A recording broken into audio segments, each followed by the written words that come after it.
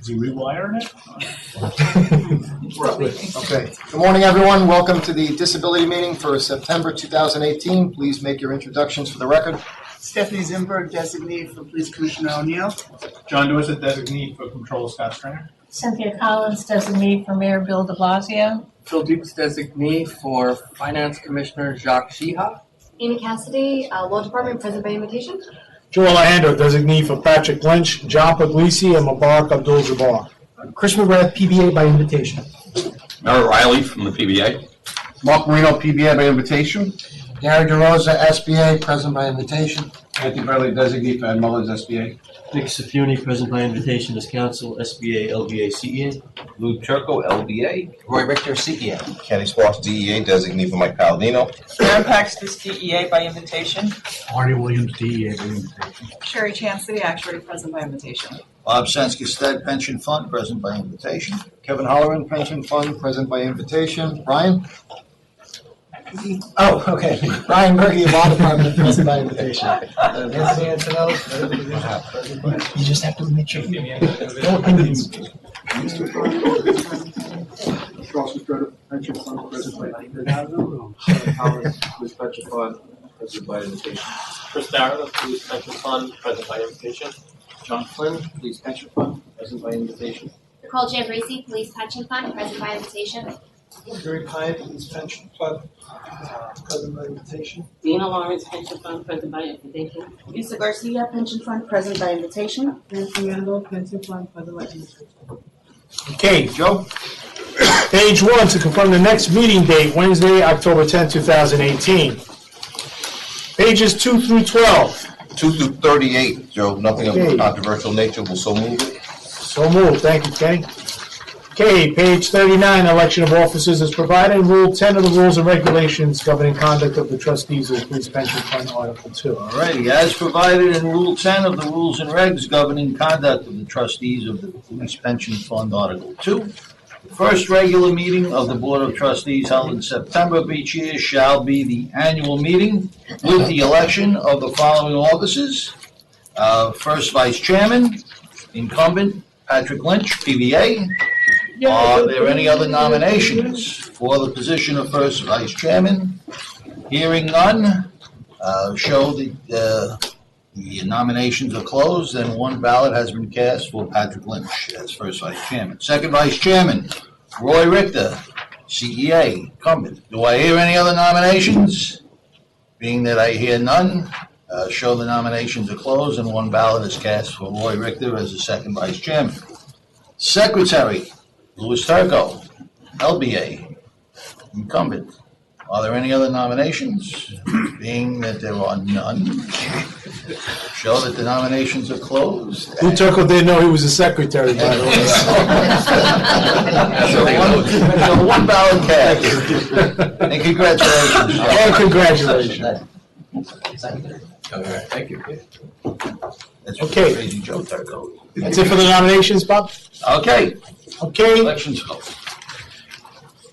Discussion, COPS 2.0 update. Just to hand out a small presentation.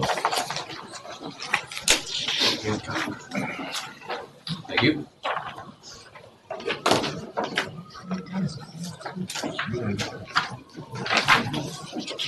So today we're going to take you through a couple slides, give you a COPS 2.0 update. It's been a little while since I've been over to tell them what's going on here.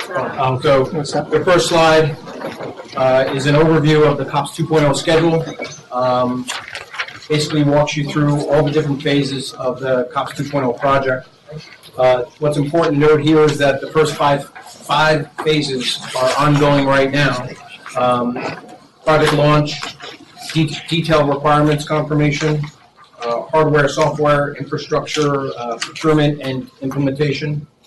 And then obviously we've started work on our rollout 1 and rollout 2. If you flip to the next page, you have the project timeline. You also see that up on the wall on my right. This is our ongoing long schedule of the COPS 2.0 project, and we move along the schedule as denoted by our 2 police cars. So For phase one, we're just about to complete that with a last deliverable being delivered tomorrow. Phase two are detailed requirements. The end of that phase is the confirmation of this project timeline and this project schedule. So the schedule that you see in the presentation up on the wall are draft project timelines that we are going through the process right now to make sure that the sales project timeline actually meets a deliverable project timeline. Can I ask a question? Of course. Why does it take so long? My presentation or? It's a long time. 2023 is a long time. So part of it is because we've chosen to break it up into 4 pieces, right? So each rollout has its own set of overhead. We do that for containment of risk purposes. We also want to do it so that we can get something in front of the members. Our goal was to get something out in front of the members in 12 months. So our first rollout, actually, if you flip to one of the future slides, it talks about all the details. But there's a lot of work.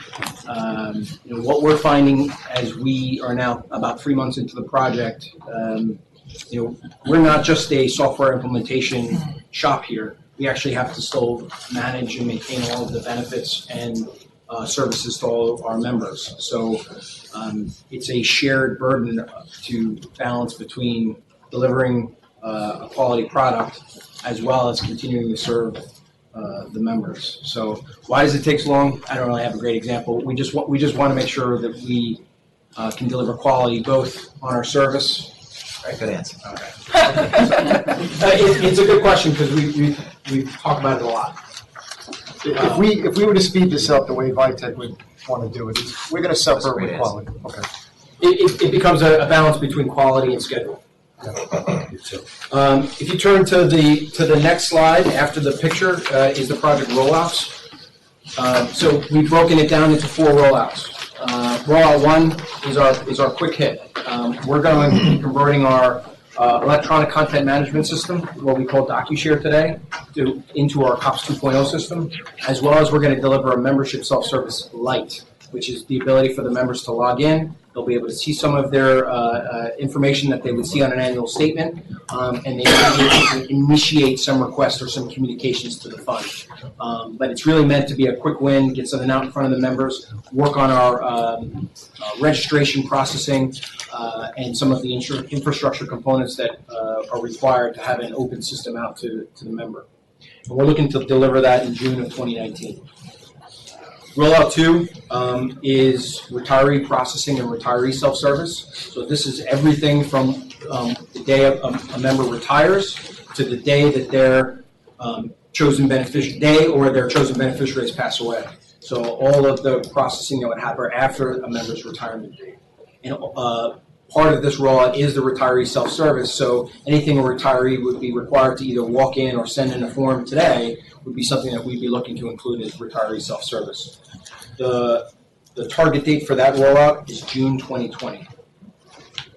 Rollout 3 is our active member processing and member self-service. So that's kind of what's included in COPS 1.0 today. So replicating all of the Tier 2 functionality that we have in COPS 1.0 into COPS 2.0, as well as making it multi-tier and bringing on all of the functionality that is required to fully service our Tier 3 members, as well as all of the membership self-service components that you would expect at a modern financial system. So anything that they would need to walk into the fund to perform a transaction today, that's what would be included in the membership self-service for Rollout 3. Now that target is October 2022, and that represents the longest timeline because it's the most functionality that we need to worry about.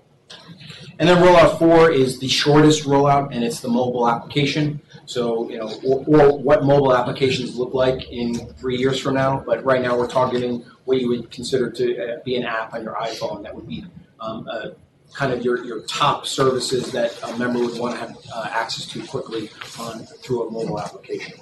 And that target is January 2023.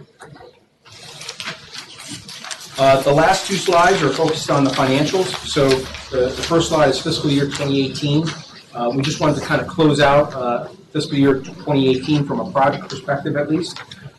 This shows you our budgeted numbers. When we did this budget back in January, we assumed a January 1st start date. At that time, we were not able to yet procure the secondary services, the IV&V, the quality assurance and testing, the OCM, or the security vendor. So we spent a couple months going through the process of getting those services procured, and then came back to you and asked for some additional money to start those projects. So we actually didn't start till May 21st. So the big differential that you're seeing between the actual versus the budgeted is because we didn't start until May 21st as compared to the estimate that we needed to use, which is January 1st. If you flip to the next page, this shows you our fiscal 2019 COPS 2.0 budget versus where we are from an actual standpoint. So, I think the takeaways here is that our system integration vendor, we have not yet met our first milestone. We actually probably meet it tomorrow. So we haven't had any actual expenses going out to the system integrator. We have been purchasing a lot of our technology, so there's a long lead time in the procurement process to just purchase the hardware that we need to have in place so that we can start performing our testing. Actually, that will start in January. And then we have our secondary services is where we've seen the most activity in fiscal year 19 for IV&V, our OCM and quality assurance, and then our security vendors. So at our next update, the plan would be to update this to give you another touch point of where we are from our budget versus our actual expenditures. We're going to do this quarterly, so we'll keep you updated 3 months from now. Unless, of course, there's questions. Do we have any questions? No. Okay, thank you. All right. Resolution regarding controller as custodian of the fund. Excuse me, point of order, Joe. I believe you passed page 40. Oh, I'm sorry, checkbook NYC. Page 40, checkbook NYC, my favorite. Yeah, so we have a resolution from the Controller's Office to make available data on the Controller's Checkbook NYC website. So we would request a motion. So, I'd like to make a motion. Second. All right, so moved.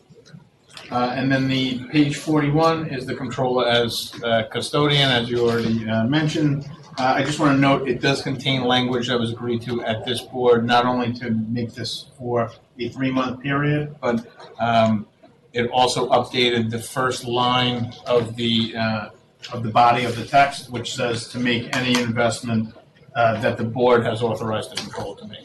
Okay, So move that. All right. So, finally, a discussion on securities litigation protocol. We are going to be having Inga Van Eisen, she's the head of the Affirmative Litigation Division, coming over in just a minute. Brian is actually coordinating with her right now. So if it's possible for us to, Short break? Yes, a short break would be great. Yeah, you got no choice because if we shut down, then we have to. Okay. Can we table it? Sure, yes, we can certainly do that. All right, you want to table it? Yeah. Okay, so it's tabled. Is that okay? Good. we have no objection. All right. So we'll table that. Securities litigation table. So, Joe, with that, I would request that Not sure yet. Yeah, to the set. Oh, no, it's set. did you say like table it to the sim? Yes. To the set. We will make that accommodation at the Controller's Office for the agenda. Okay, so it's tabled to the SIM. Thank you, sir. All right. So at this time, Joe, I'd like to make a motion to enter into executive session. Second. Thank you.